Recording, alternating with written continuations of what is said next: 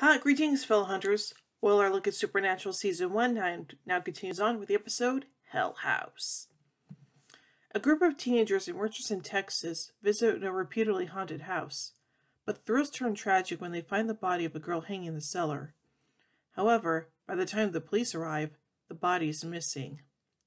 Sam and Dean, who are engaged in a prank war, decide to investigate and track down Craig Thurston, who relates the legend, told to him by his cousin Dana, of Mordecai Murdoch, a farmer who lived in the house during the 1930s, and who killed his daughters, hanging them in the cellar to spare them from starving to death caused by the Depression.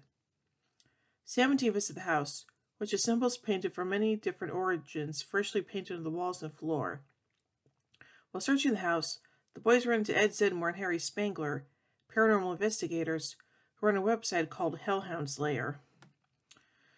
Sam and Dean do more research, but can't find any evidence to support the legend of Mordecai Murdoch. They're preparing to leave when they hear that the previous night a girl died in the house, hung from the rafters. The next night, they return to the house, only to find it cordoned off by the police. They also spot Ed and Harry attempting to infiltrate the house. Dean shouts out, alerting the officers to the Hellhound's presence, who give chase, allowing the Winchesters to get inside. Venturing into the basement, they run to the spirit of Mordecai, who chases them from the house and is not slowed by blasts of rock salt. As they break down the door, they run past Ed and Harry, who capture footage of Mordecai before being apprehended by the police. Back at their motel, the boys try and work out what is happening. Mordecai's spirit appeared to have slit wrists, which was previously not part of his legend. The story on the Hellhound's Lair website has also changed. Dina recognizes one of the symbols painted in the house, and he and Sam return to visit Craig. The symbol is from a Blue Oyster Cult album cover, and Craig works in a record shop. Craig admits that he and his cousin painted the symbols and spread the rumor about Mordecai as a prank. Sam postulates that Mordecai is a tulpa, the manifestation of a thought. One of the symbols painted in the house is a Tibetan spirit sigil, which assists in concentrating mental energy. Sam thinks that as people view the website, they are willing into reality what they read there.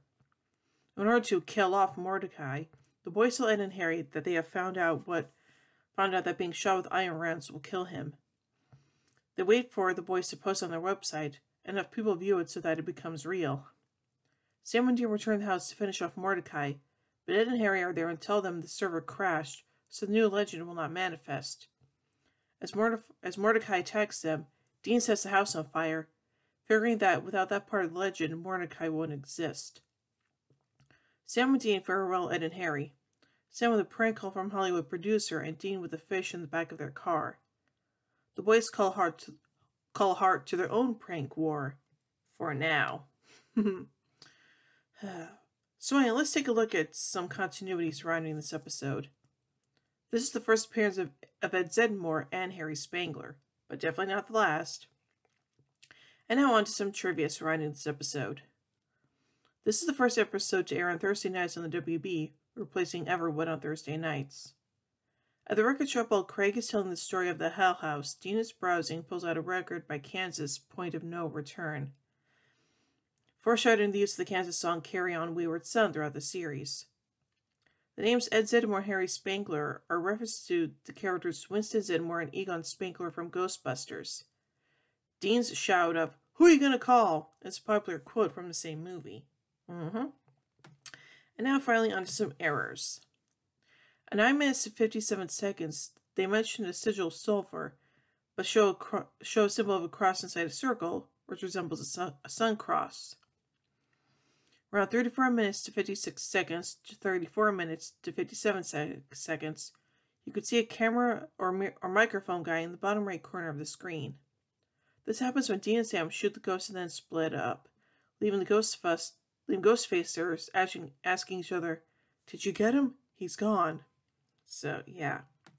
So overall, I think this is a pretty interesting episode, and it's definitely a precursor to the Ghostfacers, so there's that going for you.